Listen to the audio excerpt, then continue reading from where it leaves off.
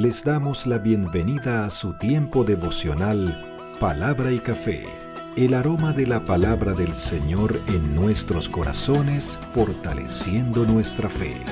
Con el pastor Richard Rodríguez. Por R12 Radio, más que radio, una voz que edifica tu vida. Bienvenidos. Para hoy, mis amados, para hoy en Palabra y Café, dice de la siguiente manera: Señor, tú me das salvación y libertad.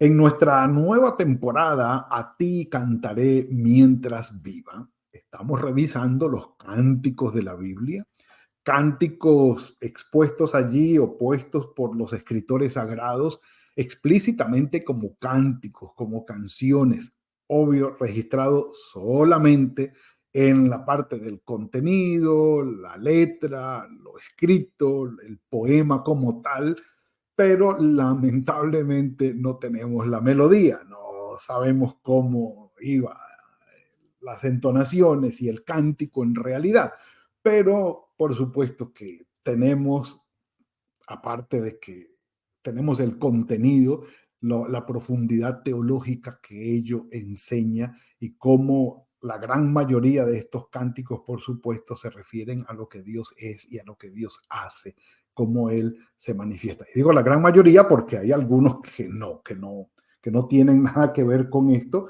es decir, no se presentan allí como músicos, como cánticos que adoran al Señor, sino que tienen que ver más con una relación horizontal entre nosotros como hijos de Dios, como siervos de Él, o llamados por Él, o pueblo de Dios, o como quiera que lo pongamos. Pero bueno, vamos al punto. Estamos en el libro de Isaías y comenzamos hoy los muy conocidos cánticos del siervo sufriente, registro que hace el profeta Isaías. Y exactamente, si vamos a la parte de la introducción del libro como tal, vamos a encontrar los cánticos del siervo sufriente dentro de digamos, del contenido del profeta Isaías. Es decir, hablamos de un mensaje de consuelo, de fortaleza, porque comienza en los capítulos, en el capítulo 42, estos cánticos del siervo. Y vamos con el primero de ellos.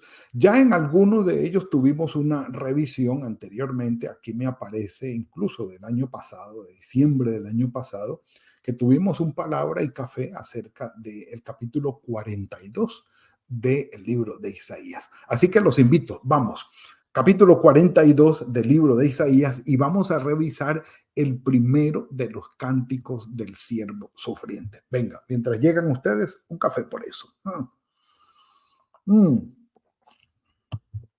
Maravilloso, maravilloso. Antes de la lectura, quiero mostrarles algo para que nos ubiquemos un poco de qué vamos a hablar. Dice los comentarios al pie de página de la Biblia de Estudio Reina Valera del 95, mi Biblia preferida, ustedes lo saben.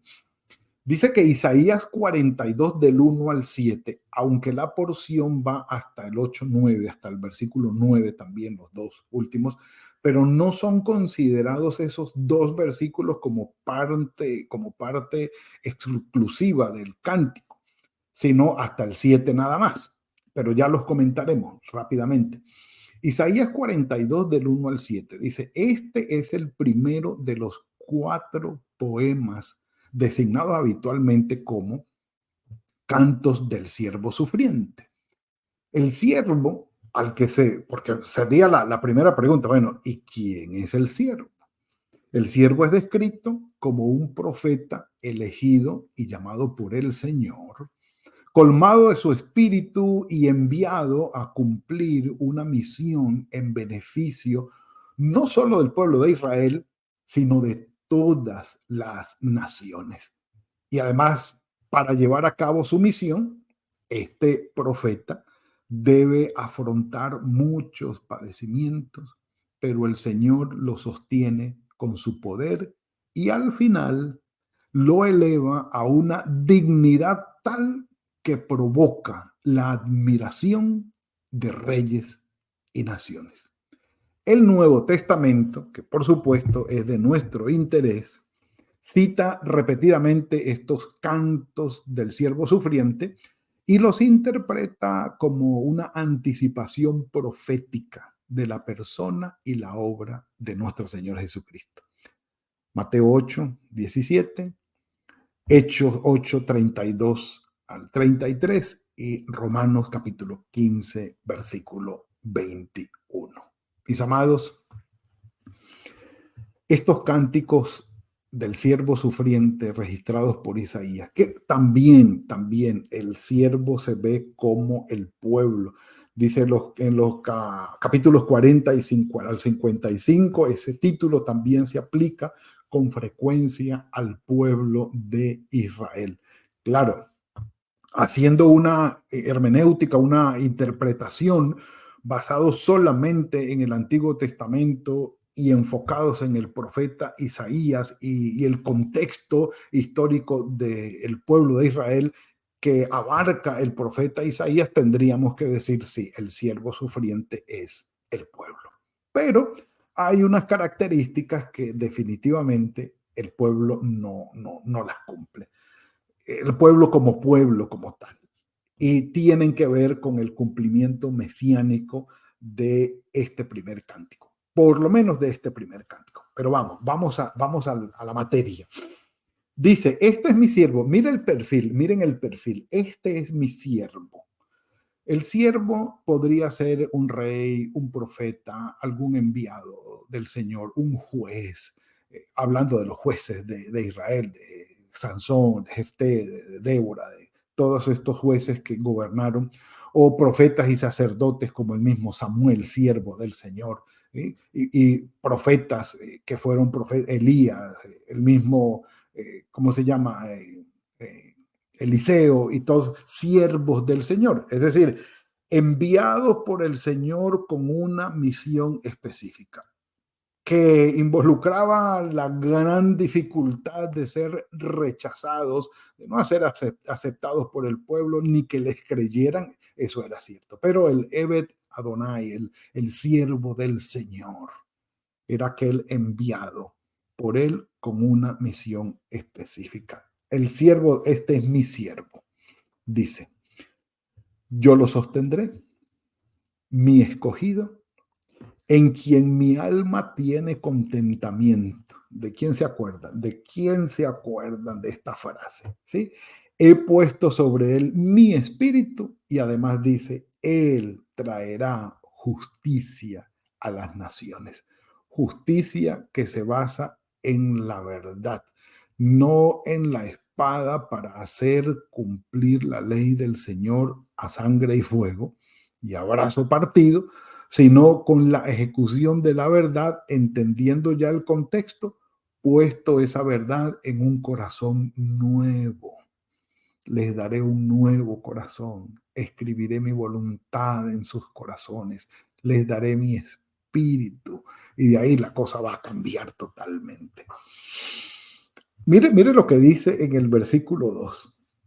No gritará, no alzará su voz, ni la hará oír en las calles. Y habla específicamente, este versículo 2 dice, a diferencia de los profetas anteriores, permítanme leer esto, al exilio, que debieron alzar la voz y gritar para anunciar el juicio divino que sobrevendría sobre Israel. El siervo del Señor que se anuncia aquí, anuncia su mensaje con una dulzura y una firmeza, dice aquí, con una, dulzura y suavidad no desprovista de firmeza. Dulce, suave. Y si lo queremos en palabras de nuestro Señor Jesucristo, manso y humilde. Enseñaba en el campo, sentado, con la gente alrededor, en medio del pueblo, ayudando a los demás, sin gritos, sin violencia, sin tanto alboroto, que cómo entró en Jerusalén sentado en un burro, en un asnillo, ¿sí? No en un caballo para llamar la atención, nada de violencia. Aunque cuando se habla de firmeza, o si el Señor Jesucristo la mostró. Por supuesto, estamos yéndonos directamente a entender este cántico del siervo como nuestro Señor Jesucristo. Por supuesto, estamos haciéndolo hacia allá. Dice, no se cansará. Perdón, antes de continuar. Característica que el Señor pide de sus discípulos, que obra en sus discípulos. Esto de la humildad y la mansedumbre. En Mateo capítulo 11, versículos 28, 29 y 30, el Señor lo deja saber. Ustedes sean mansos y humildes como yo. Aprendan de mí, que soy manso y humilde de corazón, y hallarán descanso para sus almas, dice el Señor. Lleven mi yugo sobre ustedes, vengan, caminemos juntos, aprendan de mí, que soy manso y humilde. Entonces, esta característica es pedida directamente por nuestro Señor Jesucristo como el siervo del Señor, de nuestro Padre, para sus seguidores. Quien tenga el Espíritu de Dios, quien tenga su corazón que haya sido transformado por él, será una persona mansa y humilde, no lo contrario. Si usted alguna vez encuentra a un hermano que dice ser hijo de Dios, hermano en la fe, y es necio, soberbio, terco, iracundo, irascible, insultante, grosero y agresivo, no le crea, no le crea. Ahí el agua va corriendo río arriba. Un café por eso. Lo hemos dicho. Pero dice además, tratará con dulzura a aquellos que están en gran necesidad, aquellos que están dolidos y heridos. El Señor los va a tratar con sumo cuidado. Por eso dice, no quebrará la caña cascada ni apagará el pábilo que se extingue, por medio de la verdad traerá la justicia. Eso habla de la dulzura con que va a tratar, o la suavidad con que va a tratar aquel que ha sido dañado, aquel que tiene su vida quebrada, aquel que ha sido herido por el pecado y perdido y quiere encontrar una nueva vida. Y por eso el Señor trató como trató, por ejemplo, a la mujer sorprendida en adulterio. ¿Dónde están los que te condenaban? No se fueron, Señor, ni yo te condeno. Vete y no peques más. La dulzura y la suavidad del Señor no significa que toleró el pecado. No. Él no lo hizo. Él sencillamente le dijo, vete, no peques más, pero vete, no te voy a condenar. ¿Sí? Por eso habla de la suavidad y la dulzura, pero la firmeza también, con que daría a entender o a conocer la verdad y su ministerio. No se cansará ni desmayará hasta que establezca en la tierra la justicia. Sencillo, la justicia de Dios. Es decir, alguien tiene que pagar por el pecado de la humanidad, porque esto no se puede quedar así. Y él fue enviado para pagar y estableció la justicia de Dios al pagar por nuestros pecados. Por eso Pablo en Romanos dice que nosotros hemos sido justificados. Justificados pues por la fe, tenemos paz para con Dios, porque la muerte de nuestro Señor Jesucristo mostró el amor de Dios, pero la justicia también. Y no descansó hasta que estableció esa justicia. Las costas esperarán su ley, es decir, todo esto se va a propagar. Así dice el Señor Dios, creador de los cielos, y el que los despliega, o sea, el que los creó, el que extiende la tierra y hace que produzca, el que da aliento al pueblo que mora en ella y espíritu a los que por ella caminan, es decir, el que sustenta su creación. Yo, el Señor, te he llamado en justicia y te sostendré por la mano. Te guardaré y te pondré por pacto al pueblo, por luz a las naciones. Y se habla del pacto como aquel que va a volver a restablecer o a ligar de nuevo o a reiniciar la relación rota con establecer de nuevo el pacto. Y es lo que dice el escritor a los hebreos, hablando claro de nuestro Señor Jesucristo, que el sumo sacerdote que aparte de oficiar, vino a poner su propia vida en un nuevo pacto, en su sangre, para nuestra redención. Y dice, para que abras los ojos a los ciegos, para que saques de la cárcel a los presos y de casas de prisión a los que moran en tiniebla. Sí, no físicamente, pero sí espiritualmente. No físicamente, no, también físicamente. Sanó a los ciegos o los leprosos, paralíticos, liberó gente endemoniada. Y si ustedes quieren una liberación física extraordinaria, ¿cómo sacó a Mateo de ser un cobrador de impuestos? Lo sacó de allí. Literalmente una cárcel donde este hombre estaba preso. Zaqueo también lo sacó de allí. Lo sacó de allí. Lo liberó por completo. Nicodemo también lo sacó de allí. Que había hecho de la ley una cárcel para él. Lo sacó de allí. Ahora, liberaciones específicas, bueno, eso se vio después con Pedro cuando fue librado de la cárcel y con el mismo Pablo y Silas cuando fueron librados de la cárcel. Pero bueno, la esclavitud o la cárcel espiritual, la ceguera espiritual, el quitar el velo de los ojos para poder ver con los ojos del Señor es una liberación extraordinaria, es una salvación extraordinaria. Por eso hablamos hoy de que el Señor nos ha traído salvación y libertad. Dice, para que abras los ojos de los ciegos, para que saques de la cárcel a los presos y de casas de prisión a los que moran en tinieblas. Y estos son los dos versículos agregados, o por fuera del poema del siervo sufriente, yo el Señor, este es mi nombre. A ningún otro daré mi gloria, ni a los ídolos daré mi alabanza. He aquí, ya se cumplieron las cosas primeras. Y yo anuncio, dice, cosas nuevas. Antes que salgan a la luz, yo las haré saber. Porque Él tiene el poder para cumplir lo que promete.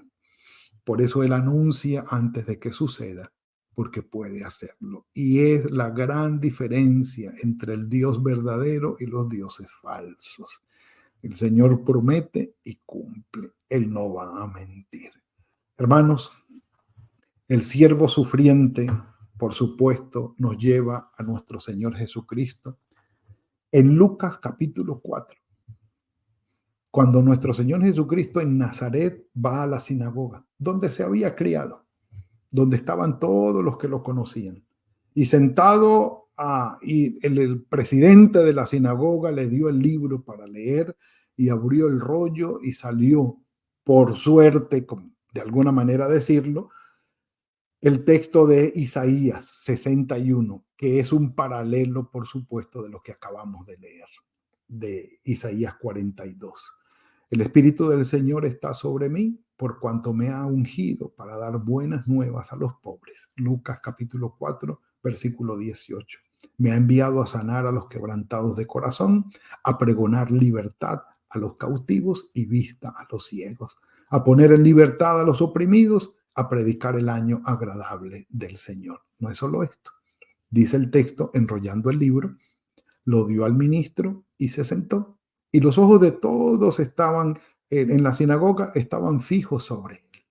Y dijo el Señor Jesucristo entonces, hoy se ha cumplido esta escritura delante de todos ustedes.